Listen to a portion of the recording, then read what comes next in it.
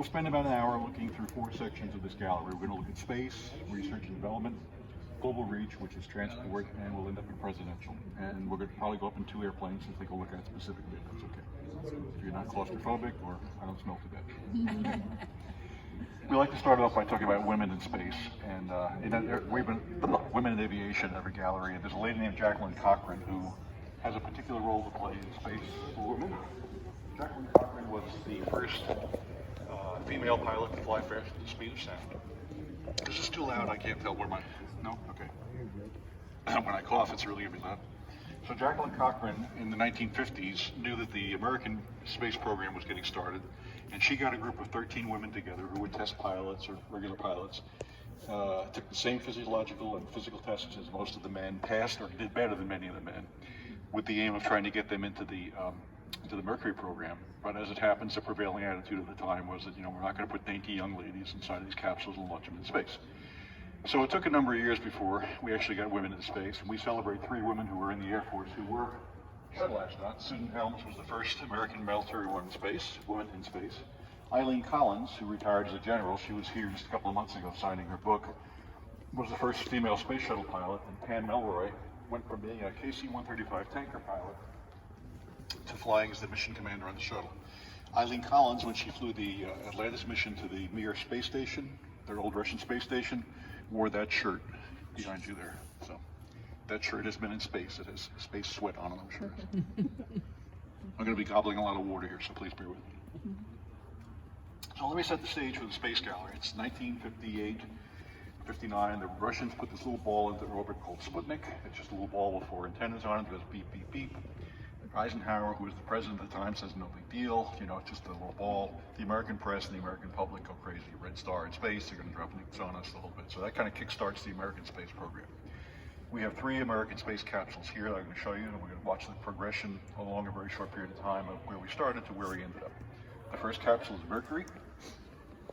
Mercury was our one-man program. This is an actual Mercury capsule. There were 7 built for flight. This was the 8th that did not fly. Someone was kind enough to lean in and break the plate with us, so sorry about that. Saran wrap. But it was sized due to what was called the throw weight or the capability of the launcher at the time. And the Redstone rocket could only lift a certain amount of weight, so the first 2 guys that went up had to be small enough to fit in the capsule, which had to be small enough to be launched by the Redstone rocket. They then moved on to the Atlas. John Glenn, who's from Ohio, was the first Atlas Mercury astronaut. By the way, 3 of the prior 5 Atlas launches that he witnessed had blown up coming off the pad. So that takes a certain amount of courage to say, strap me into that thing, I'll take my chances. So he went up for orbits, and on the 3rd orbit, they got a signal that his heat shield had come loose. The heat shield is this grayish thing back here. It's called an ablative heat shield. It's made of a material that chars away because the capsule comes back into the atmosphere back end first. So the idea is this burns away to protect the pilot, the astronaut inside. If the heat shield had in fact come loose, the only thing between him and 5,000 degrees of plasma was this little piece of stainless steel. So they had him keep his retro rocket pack attached, which is on the back of this whole thing. Turned out it was a sensor failure. She was not truly in danger, but he survived that. So that was the Mercury program. And if you were to look in this thing, if I could let you look in it, there's no computers, no solid state, no microchips, no anything. It's relays, it's switches, it's wires, it's what have you. So that's the technology at the time.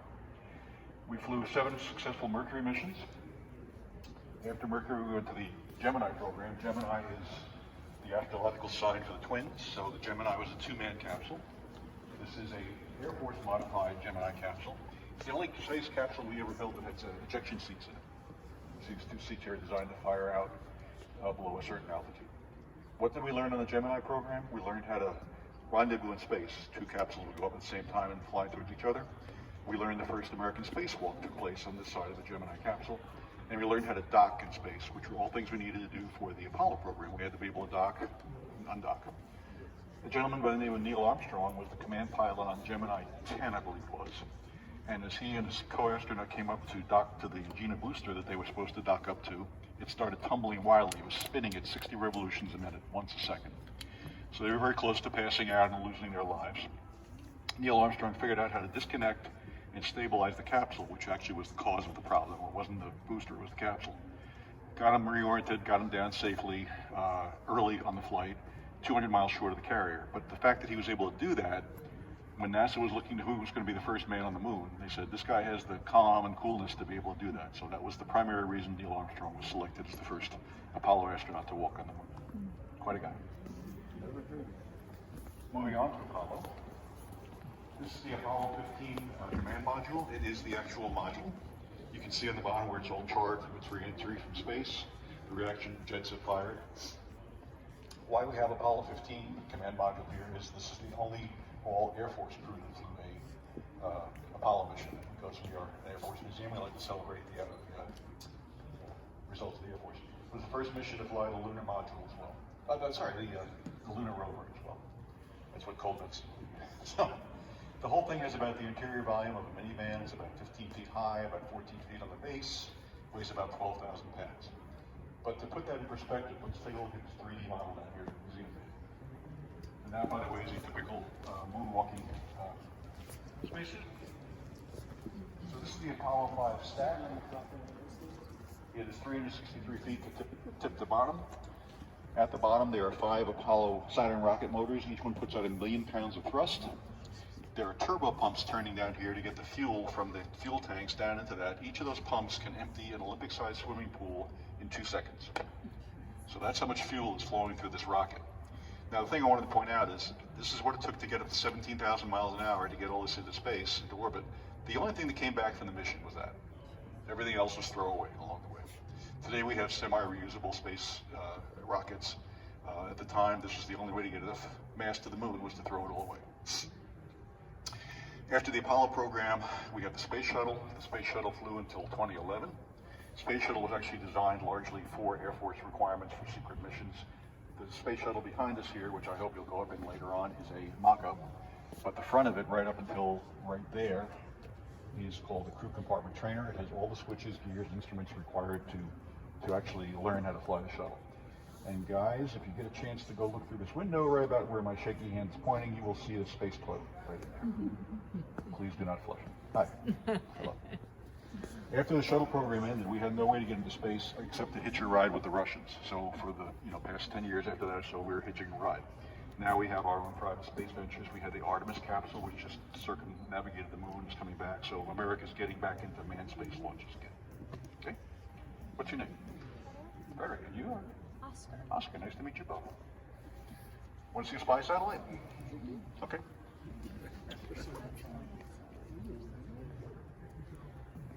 You might wonder how we get satellites into orbit on Air Force missions. This is called the Titan V stack. It's a Titan intercontinental ballistic missile. It's got 2 solid rocket boosters like the Space Shuttle had. This white thing up here is an 86-foot long payload shroud. It can lift 23 tons into orbit. So if you wanted to put your school bus into low Earth orbit, this is the thing to do it with. A lot of times we wanted to launch to a higher orbit, so the satellite we put inside the payload shroud would have its own little kicker booster rocket motor here to push it into a higher altitude. So that's a more current day spy satellite, but let's look at what we did back in the good old days. You guys, Oscar and Frederick, will not remember film, but before we had digital cameras, we used film. So this is an actual Lockheed spy satellite. It's called a Hexagon. It would have been launched up until the 80s. Hanging on the bottom of this thing are these 4 globular capsules here. These contain film. There's 30 miles of film in each one of these capsules here. There's 2 cameras inside the spy satellite itself. When the film is completely exposed, each of these little capsules would shuttle off and be dropped into the atmosphere. And when we get to the Global Reach Gallery, I'll show you how we recovered them and kept other people from getting hold of them. The down part of that is, of course, once you've gone through your 4 capsules of film, you're done. There's no resupply. These cameras had a resolution of about 3 feet. So when we developed the images, we could see the difference between a tank and a car and a submarine and a ship and what have you. 3 feet of resolution. Today we can read a license plate from orbit. We can probably tell what color your eyes are if you're looking up in the right direction at the right time. So things have changed a lot. Back to men in space. This beautiful vehicle behind me is the X-15. It is a manned rocket plane. There were 3 of them built. It would be carried under the wing of a B-52 bomber, brought up to about 30,000 feet, dropped, the pilot would power up the rocket motor, and you'd have about 2 minutes of powered flight. Anybody know what these things are here? Good guess. I had people say that. These are auxiliary fuel tanks. This particular vehicle actually landed hard and broke its back right about here. It was rebuilt, extended a little bit, and these extended fuel tanks, which gave them about 90 seconds more of gas, were installed. But because of that, it set a record of Mach 6.7, which is about 4,500 miles an hour, and a number of U.S. Air Force pilots became astronauts because they were high enough, over 100 kilometers, which is called the von Karman line, separates Earth atmosphere from space, but they actually got their astronaut wings in the vehicle. 3 of them were built, 1 was lost in an accident, 1's hanging in the Smithsonian, we have the only other one. North American, which is now part of Boeing, I think, North American Rocket. So it flew like a plane. Once the fuel was out, you were flying a 200-mile-an-hour glider. So you had one chance to make a lake bed landing on a dry lake bed. The rear gear was skids. This is a Hamlin drawing here, and the front was a nose gear. And you had to get it right the first time because if you smacked it to the ground, you were not going around. It had regular control surfaces, ailerons, rudder, and elevators, but once it got above the atmosphere, those wouldn't do anything. There's no air to bite into. So they had little reaction jets, hydrogen peroxide jets in the nose and the tail that actually would orient the vehicle the way it had to go. Okay? So that's the X-15. Here comes that landing I was talking about. He's coming in for landing. He's overweight. He managed to bring the stricken airplane in for a safe landing. Oh, that's not the one that breaks. I'm sorry. Charred by its wild ride through a hypersonic. They painted them white sometimes with a special kind of paint that was designed like the heat shields to reduce the friction. Anyway, there's an old TV show called The $6 Million Man that I'm probably the only person here who's old enough to remember. But there's a scene in the beginning of it where this vehicle is tumbling across the desert and breaking up, and they're going to rebuild them. Okay, cool, right? Don't look a day over 40.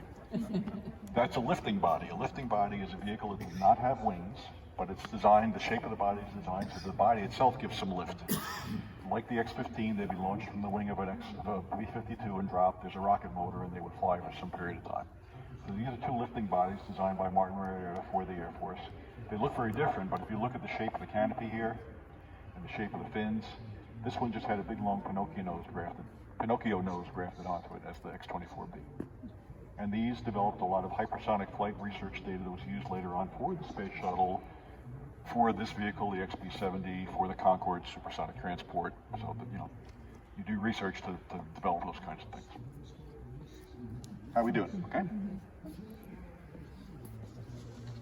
It's going to be a Mach 3, 3 times the speed of sound, intercontinental bomber. The crew of 4 that would fly in over the Soviet Union, accelerate to 3 times the speed of sound, drop them their payloads, and get out of there. 2 of them were completed. This is the first air vehicle. The second air vehicle was lost in a very tragic accident I'll tell you about in a minute.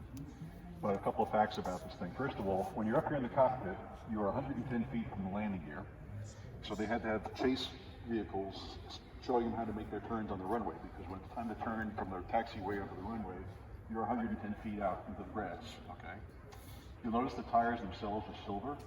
The heat, supersonic flight regime caused enough heat that a conventional tire would have exploded, so they were made of a silver impregnated rubber, and they were inflated with liquid nitrogen, which would not ignite if exploded. 6 engines on the back, we'll talk about that in a minute. And let's take a look at the back and see what made this thing. It's mostly sprayed steel and foam structure. By the way, this is a rocket motor here.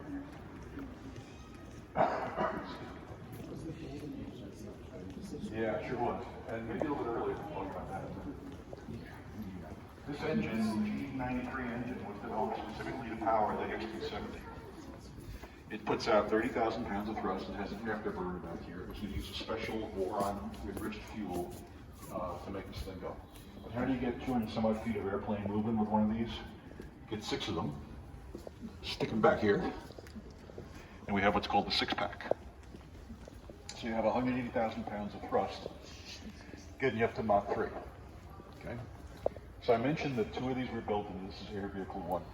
Let me tell you what happened to Air Vehicle 2. General Electric makes these jet engines.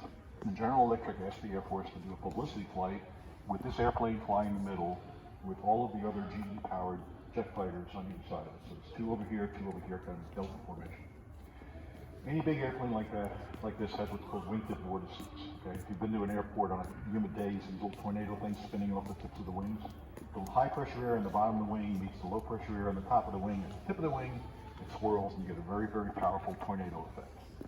There was a small fighter airplane flying off the right wing of the airplane, the XB-70. We don't know if the pilot got distracted or something. He got in too close. He got caught up in that vortex. His fighter tumbled across the top of the XB-70, took out both of these vertical stabilizers, just wiped them right out. They didn't know they'd been hit because you're a couple hundred feet ahead of this when it happened, right? The pilot in the F-104 was killed instantaneously. His airplane exploded.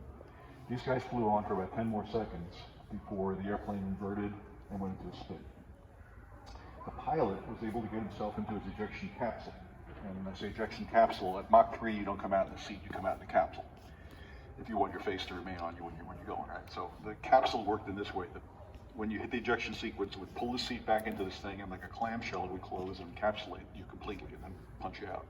His arm got stuck trying to get in. So it took him about 90 seconds to actually free himself and get into the capsule. He ejected. He was badly injured, but he survived. By this point, the thing was spinning so fast that the co-pilot could not get out. He could not get his seat back because of the centrifugal forces of that spin. So he perished in the crash. And that was the end of the XB-70 program. What actually killed it, in addition to that, was very expensive. Russians were developing new anti-aircraft threats that we didn't necessarily know we could beat. And ICBMs, intercontinental ballistic missiles, were being developed at the time. And the thought was, why risk a $300 million airplane and 4 crew when you can just lob a couple of missiles in there instead? So that was kind of the end of that program.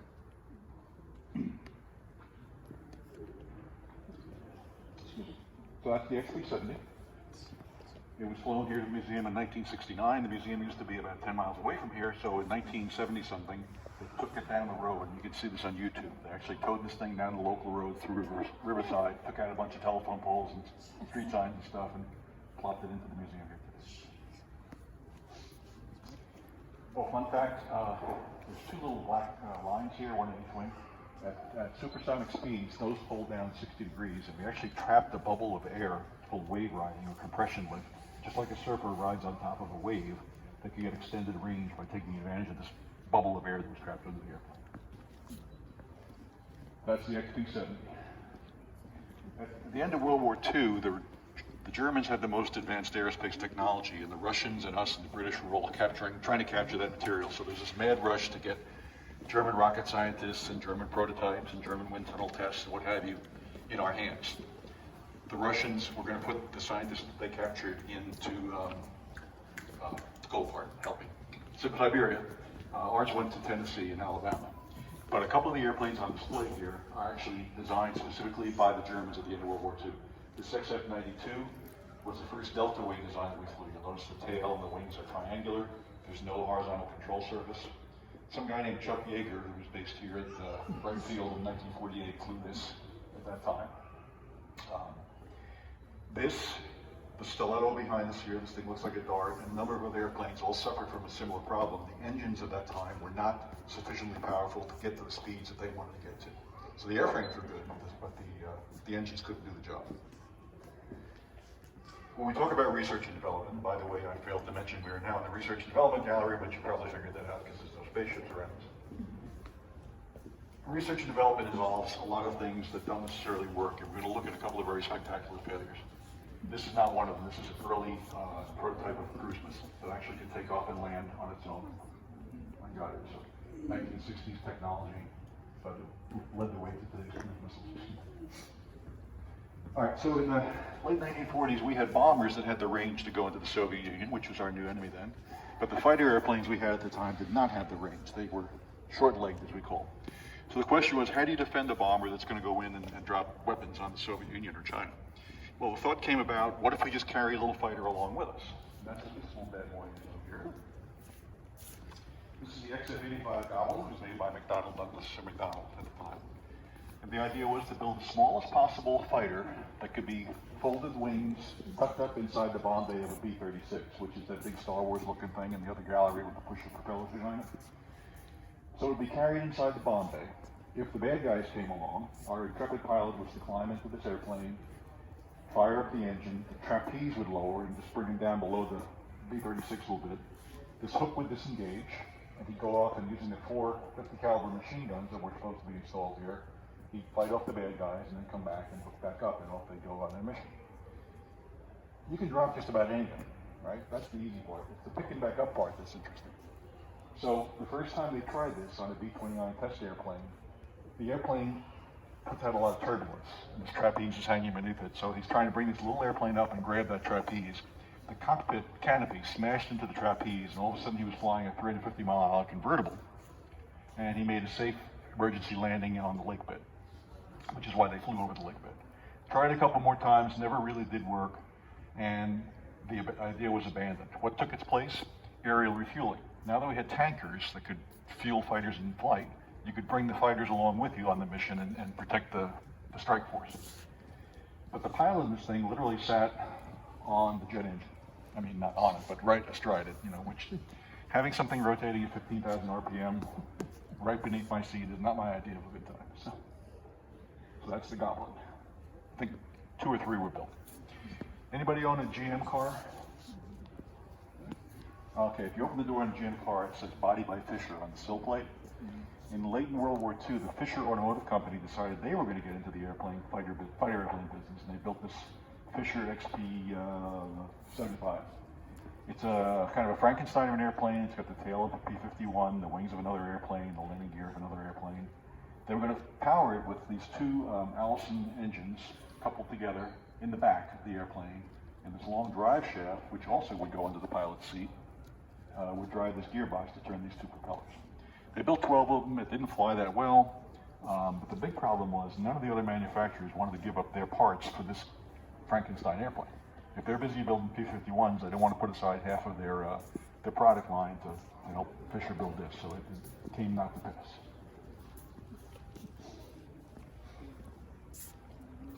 Another not so great idea, sitting on top of 2 steel shafts turning about 5,000 RPMs. Towards the end of World War II, the Germans had a jet fighter, a couple of jet fighters in service. The British had a jet fighter in service. We did not. General Hap Arnold, who was the Chief of Staff of the Army Air Force, wanted to get us on equal par with our compatriots. So he went over to England, where the first Allied jet engine was being built, and this is an example of it right here. A guy named Sir Frank Whittle was the British inventor of jet airplane engines. There's a guy in Germany pretty much doing the same thing about the time. But he had an example of this engine brought on board his airplane and all the drawings and specs, and he went to the General Electric Company down the road in Cincinnati and said, "You will build this engine for the U.S. Air Force." He went to the Bell Aircraft Company up in Buffalo, New York, and said, "You will build this airframe for the Air Force." And he kind of forced the first U.S. jet airplane to happen. So this is the P-59. It's not a particularly sleek-looking airplane. It flew, didn't fly all that fast, but it got us into the jet race late in World War II. Never saw combat. Because we didn't want anybody to know we were testing jet airplanes, if you look at this picture here, they would hang a little wooden propeller on the front of it when they were towing it around so people wouldn't know it was actually a jet airplane. And the story goes that the Bell aircraft test pilot was kind of a smart aleck. He had a gorilla head costume. He would pull up next to a P-51 or whatever and put this costume on and wave and zoom off. So, which sounds like the kind of guy he would be. But again, think about the advance in technology. This is 1,500 pounds thrust, 30,000 pounds thrust on that. If you flew here on a commercial jetliner, like a 737, that's about a 50,000 pound thrust engine. So all that. What year was this? 1945, 44, 45. 45. And then the X-50? 1969. 25 years? Yeah. Anybody here in the medical field? Okay. This is not part of our tour normally, but this guy impresses me so much I stopped here. This, folks, is a rocket sled. A gentleman by the name of Colonel John Stack was an MD in the Air Force, and he took it on himself to study the effects of high-speed acceleration and deceleration on the human body. So he had them build this little rocket sled. It's wire mesh and aluminum, not much to it. There's 4 solid rocket motors here on the back. He'd go about 2 miles down a track, get up to a couple hundred miles an hour, and then stop instantaneously with his braking system. When he did that, he would experience 46 times the force of gravity, 46 G's. So if you weighed 100 pounds, you weighed close to 5,000 pounds when that thing stopped. Your eyes, your brain, your organs still wanted to keep going. Okay, so he ended up with concussions. He ended up with burst capillaries and temporary blindness in his eyes. contusions from the seatbelt straps. But the research he did, again on his own, led to a lot of the safety systems in today's aircraft, your airbags and seat harnesses in your car. There's a picture of him here stopping at 46 Gs. You can see what it does to him. That's all the blood in his face trying to keep going as he's stopping. Yep. And all in a little tin box like this. Did he know? I mean, Yeah, and again, nobody held a gun to his head and said, Colonel Stapp, these are your orders. he didn't Right, like he just- incrementally stir it up. Oh, yeah, I'm sure he did, but I don't think he went to 46 Gs on the first run, but he just kept going back and doing it again and again and again. Until this. Yeah, quite a guy. So, we like to talk about the people as much as about the planes, obviously. A couple more interesting airplanes here. People say, why do you have a Blackbird in the Research and Development Gallery? This is actually a YF-12A. This was the prototype that preceded the Blackbird spy plane. This is going to be an interceptor that flew at very high altitudes, had a look-down, shoot-down radar, that would go down and find enemy bombers masked by the terrain and shoot them down coming into the United States. Why weren't more of them made? McNamara was looking for ways to cut budget because he had to fund the Vietnam War. The money that would have gone into this program went to the Vietnam War instead, but fortunately we had the SR-71 that followed on after that very famous Blackbird. Yes, this is an airplane. Despite what it looks like. The Northrop Company in the 1980s was tasked to build a thing called the Tacit Blue. It's a one-off technology demonstrator.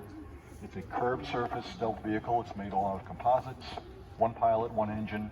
It was going to do battlefield surveillance, fly around a battlefield and direct the battle itself. It's got a big place for big radar inside of it. What it primarily did was cause more UFO reports in Southern California in the 1980s than any other airplane. It's a very weird looking airplane. And now we talk about our flying saucer.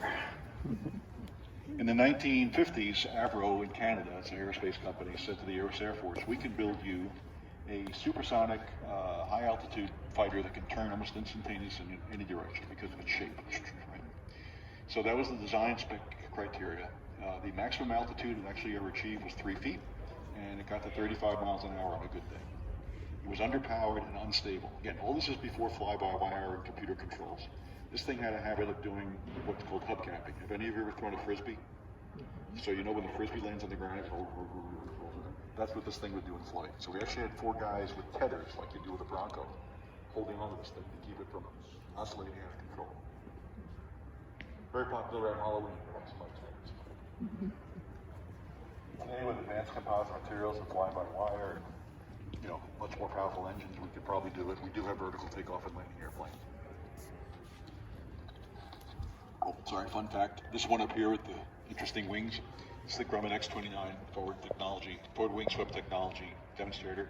As a young engineer in the 1980s, I worked on this airplane. It was built on Long Island, so got some more parts up in there. So built 3 technology demonstrators that worked very well. It was controlled by 3 computers. So when the pilot moved the stick, the 3 computers voted on what the pilot really wanted to do, and if they all agreed, they would make the maneuver. And if one of them didn't agree, they would kick it out. So it's interesting. Because if it was not controlled by a computer, in about a second and a half, it would depart controlled flight. That would be the end of that. Okay. One last weird and wonderful airplane. In the 1950s, there was a concern that the Russians might come in and bomb all of our airfields, making it impossible to take off and land normally. So the idea was developed to have a jet fighter that could be mounted on a flatbed trailer, towed wherever it had to be towed, directed vertically, that our intrepid pilot would climb up into this thing on a big long ladder, fire up this one jet engine down here, take off, fly his mission. And much like the Goblin that I mentioned before, taking off, you get enough thrust, you could pretty much go anywhere, right? The fun part was, when it was time to land, looking through 2 little tiny windows down by his feet, and with a hook on the bottom of the fuselage, he had to grab this little cable that would be stuck out from this thing and land. So you try to come in and land vertically. You've got backwash coming off the jet engine, you have crosswinds, you've got God knows what's going on. No fly-by-wire, no control stability, nothing. Needless to say, most of the landings that got made were made on the conventional landing gear that they bolted on for just that reason. Today we have all those things, as I mentioned, fly-by-wire, composites, and you can do that kind of stuff. But to think about doing this in the 1950s, I give credit to the test pilots that said, yeah, sure, I'll fly the thing. Why not, you know? Yeah. Okay, we're actually going to move into Global Ridge now. We've done 2 out of the 4 galleries.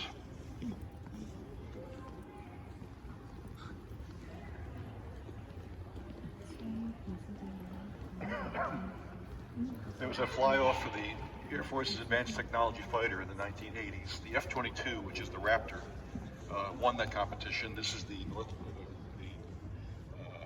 F-23, or F-23. This is the competing prototype. Only 2 flew. One's here, one's out of Edwards Air Force Base.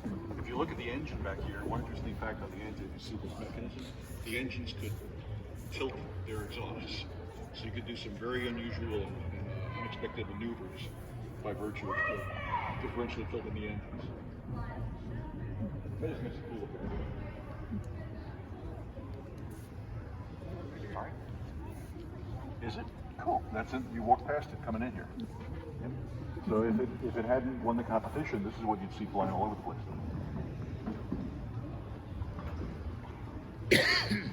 We've got a couple of drones here. These were developed to test things like autonomous takeoff and landing.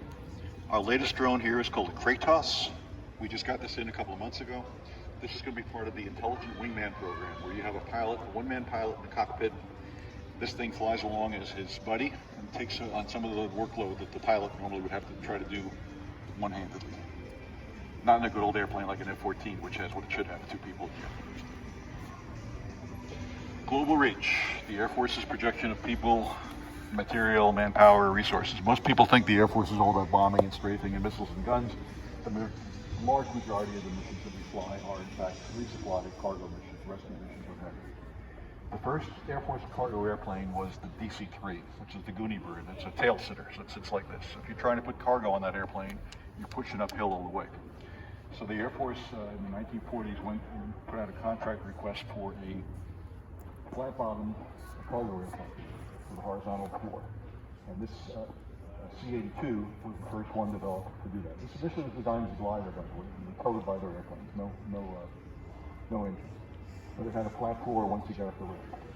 So it could carry small howitzers, munitions, paratroopers, what have you. There's another movie called Flight of the Phoenix. It takes place in the Arabian Desert. An airplane crashes, and an aerospace engineer happens to be on board. He designs an airplane out of the bits and pieces that are left. This is the type of airplane that was used for that movie. Okay, after the C-82, we had the C-119. It's a larger, more competent airplane. In Korea, it carried all kinds of munitions and troops and paratroopers and what have you in that conflict. It flew in the Vietnam War. They cut holes in the side, put miniguns in there, and made a gunship out of it. In the 1970s, there was a freak blizzard in Texas, much like we're going to have here tomorrow, that stranded a couple 100,000 head of cattle. They flew a fleet of these in and dumped hay out the back, bales of straw, to keep them alive. But we're going to talk about something different this airplane. See these antennae up here? Look at that.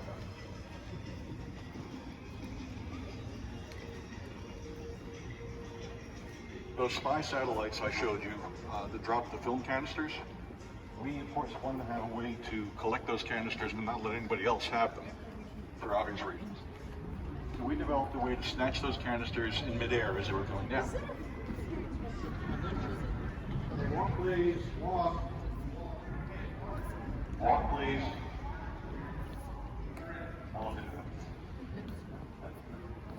Alright, so you got this capsule full of highly classified information that's coming down on a parachute, right? And it's drifting down about 1,200 feet a minute. You got one or more of these airplanes flying in the nearby vicinity. Those antennae on the nose of the airplane are our radio direction finder because the capsule's putting out a signal. When they get in the region of the package coming down, these 2 booms come down behind and outside the airplane with a series of cables strung between them. And the pilot has to put the airplane in the right position in time and space to snag that parachute with this trapeze arrangement coming out the back. Pretty significant airmanship to try to be in the right space and time when this is all happening. If he was too high, obviously he'd just go right past it. Too low and you risk getting a nose full of parachute, which would not be a good day for anybody. But 82% of the time they made successful recoveries using that, a couple hundred capsules. If for some reason they couldn't snatch the capsule in midair, it would land in the water and there'd be an Air Force boat there trying to recover it. If they couldn't recover the capsule for any reason, there's a salt plug in the bottom of the capsule, and after a few days that salt plug would dissolve and the capsule would go to the bottom. Because we didn't want our enemies knowing two things. One, what are we taking pictures of, obviously. Two, how good of a picture can we take? So, but 82% of the time we got it. Okay, two more airplanes to talk about here in global reach, and then we're going to go into presidential and go up one. This gray airplane over here is the Lockheed C-130 Hercules. It's probably the most produced airplane in the world these days. It is a troop transport. It is a paratroop aircraft. It is a weather aircraft, a reconnaissance aircraft. It can be fitted with skis. It can do minigun attack, gunship attack. But this airplane in 1973, this very airplane was flying in Vietnam, doing a resupply mission. Everybody asks, this is called the Dark Star. It's a one-of-a-kind UAV, reconnaissance drone built by Lockheed. It's not a very successful program. Put wings on a frisbee and think about what might happen. Anyway, under the code name Spare 671, this airplane was flying a resupply mission in Vietnam. It got attacked by the Viet Cong. 2 of the 4 engines were shot out. The flight engineer who sits between the pilot and co-pilot was killed by shrapnel. The loadmaster, who's the guy in the back taking care of the cargo, was injured, and a 700-degree bleed airline was severed in the load compartment. What was in that load compartment? 105 millimeter shells, 30 caliber ammunition, 50 caliber ammunition, hand grenades, everything you needed to forward fire base. Everything you don't need to have 700 degrees of hot air impinging on. So even though the loadmaster was injured and burned, he managed to manually kick all the cargo out the back of the airplane and save the back of the airplane. Coming into land, they lost another engine, so they're flying at one engine, 3 out. They made a successful landing, and with the exception of the flight engineer, everybody survived.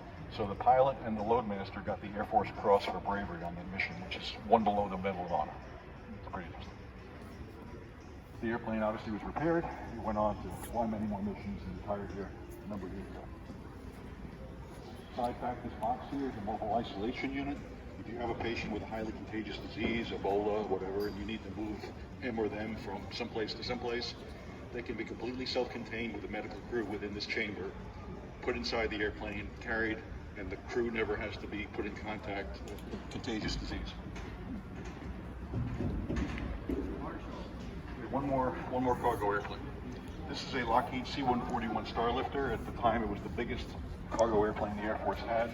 It's actually sized so you can put an ICBM inside of it, carry it around. In 1973, the Americans and the North Vietnamese went to the Paris peace talks. We actually had talks about ending the Vietnam conflict. One of the outcomes of those talks was a prisoner exchange, and we identified 40 prisoners from each side that could be swapped as part of a goodwill gesture. This airplane flew into Hanoi under Air Force markings to pick those first 40 guys up, and I'd like to show you something inside.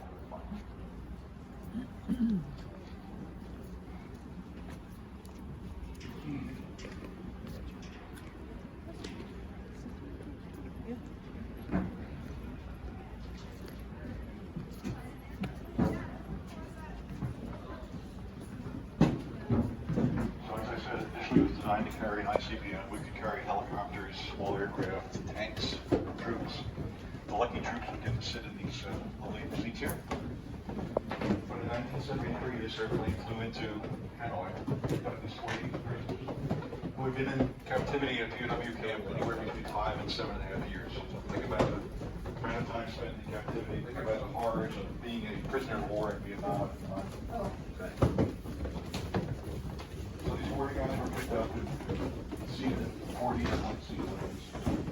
Before the airplane, after the airplane took off, they all signed their names to this gold. So it became a tradition that any POW who visited the museum would sign their name to the airplane. This is why the airplane's just covered everywhere with signatures. This is the first 40 plaque here. These are the 40 guys that we pulled out in 1973. The gold star, of course, indicates they're deceased. But it became the habit that if a POW came here, he or she would sign the airplane. The airplane there became known as the Hanoi Taxi because it was the first airplane to fly into Hanoi to pick up our troops.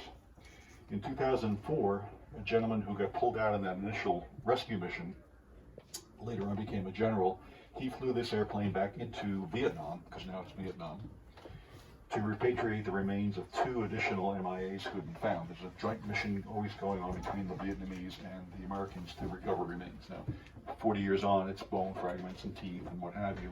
But we have a lab in Hawaii that can do DNA testing, and in many cases we can repatriate those remains with their family and kind of close the loop there. So he flew this airplane back in 2004 to repatriate those 2 sets of remains, which is kind of cool. His name is signed several places over here.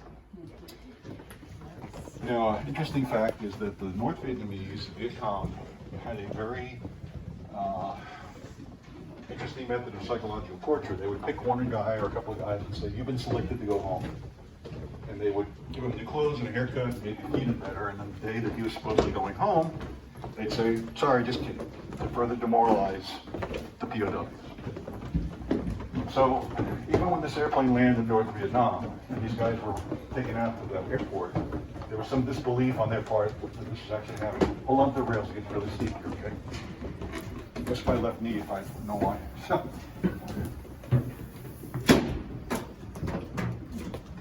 So even though they were loaded on the airplane, some of them thought it was the most amazing ruse that the North Vietnamese had ever come up with.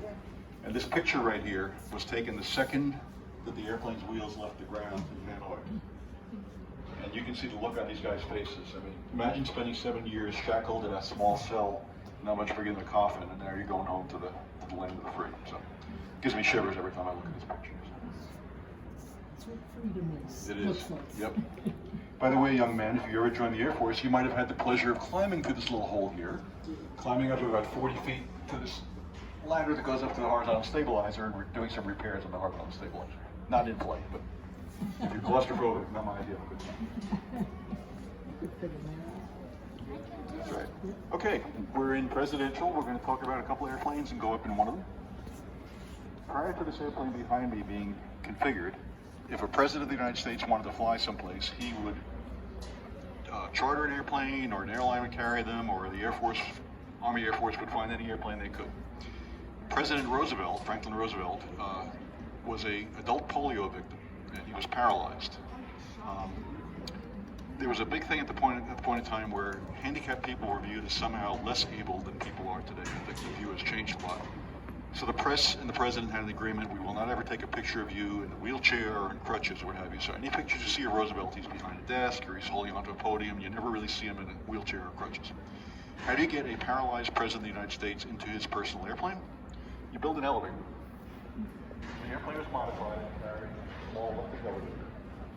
There would be a row of troops standing here and guard. There would be wheels in this little wheelchair and up into the airplane. Now, he only flew it once. But because they practiced this so many times, the airplane became known as the sacred cow, because there was a line of troops lined up in front of it holding weapons. And people said, "What kind of sacred cow is this airplane?" So that's how it became known as the sacred cow. It's the military version of the DC-4, and if you'd like to later on, you guys are welcome to go up and we have 4 airplanes in presidential that are open for tours. Roosevelt died late in World War II. President Truman, his successor, flew this airplane until 1947. Flew in this airplane.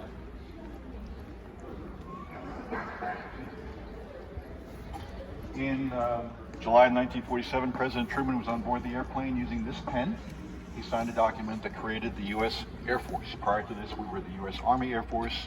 Prior to that, we were the U.S. Army Air Corps. With the signing of that document, we became an independent branch of the military. And that was 75 years ago this year, so you'll see a lot of celebratory signs around the museum's 75th anniversary of the U.S. Air Force. Okay. After this airplane, President Truman flew the airplane behind me. This is a modified DC-6. It's called the Independence because that was his hometown in Missouri. It had longer range fuel tanks, and it had bunks for the first time where people could sleep on board the airplane. When we get done here, which is shortly, if you go over to this little exhibit over here, there's a lot of memorabilia from different Air Force One flights. There's signed, Reagan's playing cards and Clinton's cigarette lighters. So if you're interested in that kind of thing, take a look. Quick quiz: how many Air Force One airplanes are in the museum? 0. How many? 0. You're right.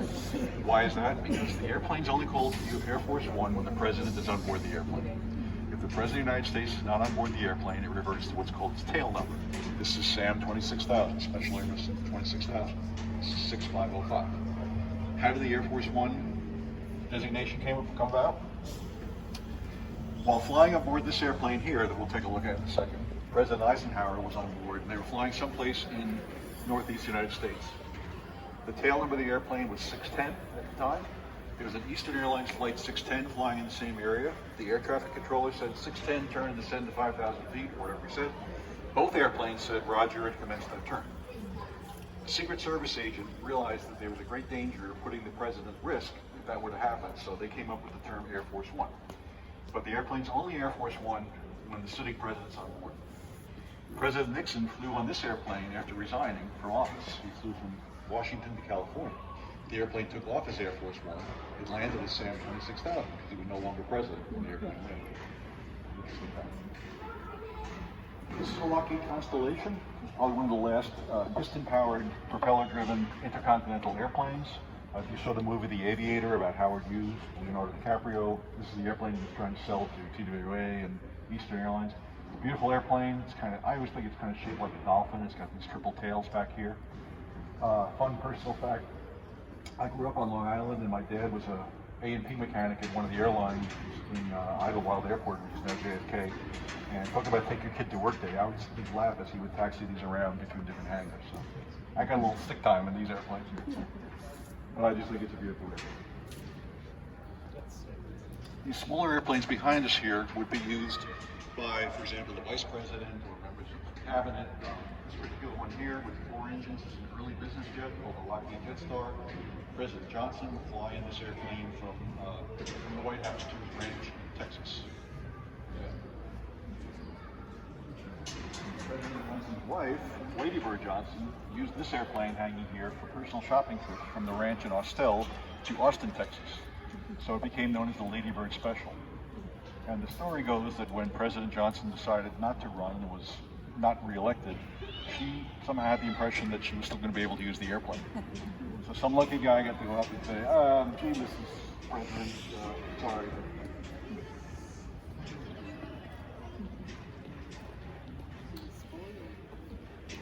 We're going to go up in this airplane. This is a DC-135. It's the military version of a Boeing 707. This airplane flew 8 presidents during its career. Its twins out at the Reagan Library in Simi Valley, California.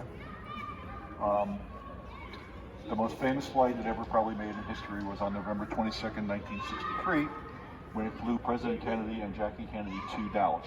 On that trip, as you know, President Kennedy was assassinated, and it made the flight back from Dallas with his remains on this airplane. So let's go up inside. I want to show you a couple.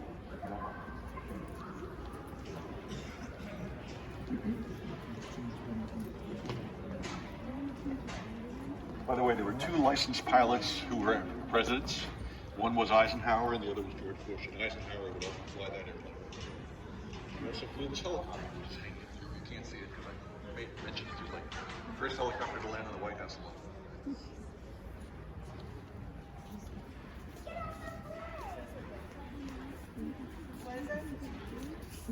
We're going to go up in the airplane. Guys, when we get up there, about when we're standing here, where the O is the United States of America, we're going to see where this photograph took place.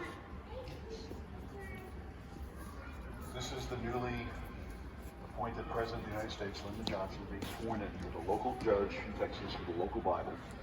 Next to him is standing Jackie. If you look closely at the photograph of her jacket, she had a pink cashmere jacket on. It has blood spatters and bits of brain matter, which she refused to change out of it after her husband was assassinated. So when we get to about that point of the airplane, this picture is on a plaque, but you're going to be right up against it. It's kind of tight in there. So I just want to point that out, and I'll mention it again when we're there. So you'll be standing where this event was. I can remember very clearly. Is this not calling Air Force One now when they was already dead? Is that what they call it? The same? Well, it was always SAM 26,000, but that's a good question because the president would not have been on board at the time. I'm not sure what the call sign would have been coming back from Dallas. Good question. The paint scheme was designed by Jackie Kennedy with the help of a guy named Raymond Lowy, who was an industrial designer. Prior to this, it was painted a very garish orange and silver colors. The whole paint scheme was designed to represent the power and majesty of the President's office in the United States. Let's go on up. It's tight. If anybody's claustrophobic and doesn't want to go, give you a chance to bail out. about this wide inside the airplane.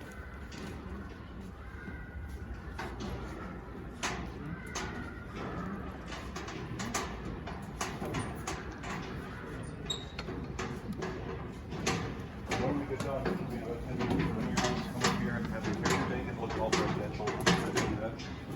Museum is free, I charge $37 though. I got it. I'm going to put it a little further. Before we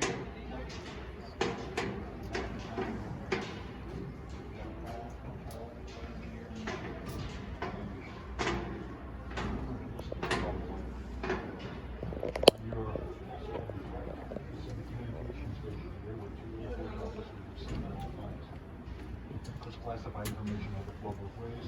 The president wanted to talk to the president of France. And then they will reach out and punch in. VIP seating here.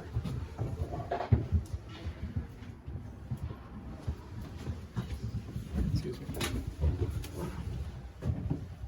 I joke that the seats on your right are the cheap seats for Spirit Airlines customers. But the fact of the matter is, we're sitting here, we talk to the president because these two cabins here are the old ones.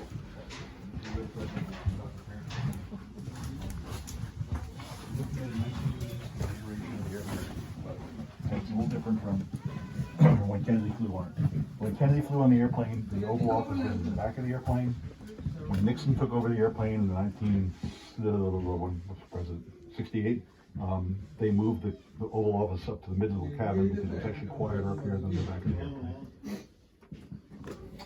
But 8 presidents conducted affairs of state in this location.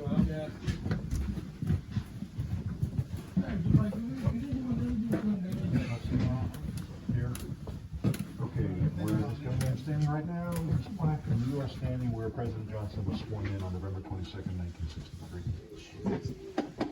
I've been on the airplane by myself at night, and I'm not a ghost guy, but history talks to you on this airplane.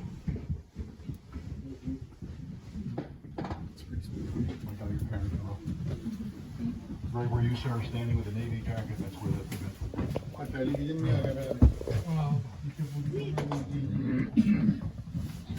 Members of the press, Secret Service, you can sit back here. And you have the enlisted crew sitting there.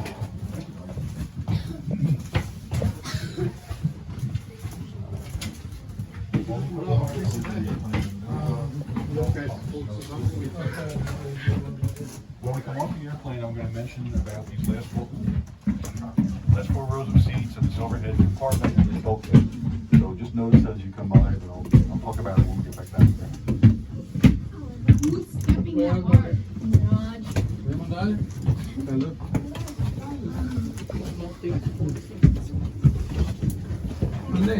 Don't do it.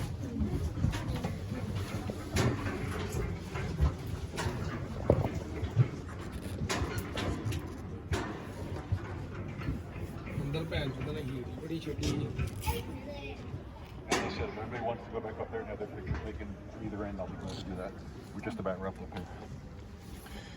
Okay, November 22nd, 1963, President Kennedy's been shot. They're getting ready to bring the airplane back from Dallas to Washington. The only casket they could find was an oversized casket. Most of you have flown on board an airplane that has remains on board. The remains are normally carried in a cargo hold below the deck. They were going to put President Kennedy's body in the cargo hold. Jackie Kennedy said, absolutely not. You're not going to put my late husband, the former President of the United States, in the cargo hold. I want him on board the airplane. They brought the casket up and tried to make the turn to the door and got stuck. Got stuck. The co-pilot had to go remove the last 4 rows of seats. They had to dismount the cargo, overhead cargo thing and cut away the bulkhead somewhat to get Kennedy's casket swung in place. And where those last 4 seats are that I mentioned is where his casket sat on the side of the airplane on the way home from Dallas. And Jackie sat right about here, accompanying her late husband on that return flight. Like I said, very time. No, not yet. I paid her to do that. That's SAM 26,000. That wraps up our slightly shorter tour than usual of the Fort Gallery. I have to give you my canned announcement. People ask how much the Air Force Museum costs the taxpayer to operate. My answer is zero. All the money for this building was generated through funds that were donated and collected by the Air Force Foundation, Museum Foundation. If you buy some soda in the gift shop, or take a ride on one of the simulators, or buy a t-shirt on the way out, or get rid of that Navy thing and put on a real nice shirt. I was wondering why we were. Great, yeah. And by the way, I was Navy all the way. My nephew's a Marine helicopter pilot, and I worked for Grumman for many years designing carrier aircraft. So how I ended up here is anybody's guess. You served, I assume? I was on a submarine duty. Were you really? Which boat? George Washington Carver. Really? Okay. Six Was that a boomer or a? It was a boomer. Okay. Nice. Nice. Takes a special kind of guy to spend months underwater, not looking at the sun. Still ain't room. Okay, back to the museum. The money that the Air Force Foundation gathers from folks like you and from corporate donors helps to build the buildings. This building was put together for $40 million. It was turned over to the Air Force for $1. The Air Force does maintenance, and all its high-paid volunteers do all the other stuff. Okay, so if you spend a couple of bucks for us, you're helping us expand this building, because we're running out of space to put a fifth building in because the runway's out there. But we're going to expand this building in both directions, is the plan.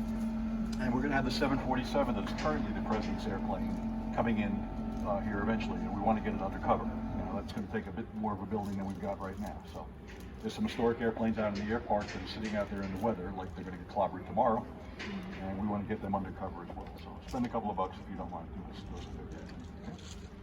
Any questions? Thank you very much. This has been about as good a tour as I've ever seen. I appreciate that. Thank you. My It was pleasure. just awesome. Thank you.